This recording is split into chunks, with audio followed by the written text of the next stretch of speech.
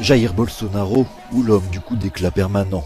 Avant d'arriver au pouvoir brésilien en 2018, le député d'extrême droite était déjà connu du grand public pour ses déclarations enflammées et ses insultes à l'encontre de ses opposants. En 2016, devant des millions de téléspectateurs, il vote bruyamment la destitution de Dilma Rousseff. Pour le Brésil au-dessus de tout, et pour Dieu au-dessus de tout, mon vote est oui.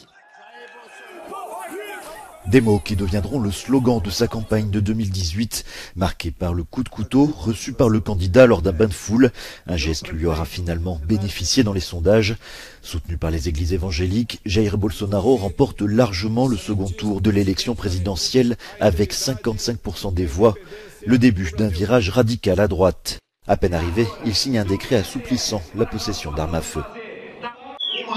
Une arme défend plus que notre vie. Elle défend notre liberté. Sur le plan économique, Jair Bolsonaro applique des recettes néolibérales. Il favorise des industries d'extraction et l'agriculture intensive au détriment de la forêt amazonienne.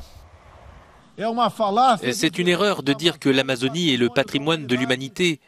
Et c'est une idée fausse, confirmée par les scientifiques, de penser que notre forêt amazonienne est le poumon du monde. Le mandat de Jair Bolsonaro est également marqué par sa gestion chaotique de la pandémie de Covid-19, un virus bénin selon lui.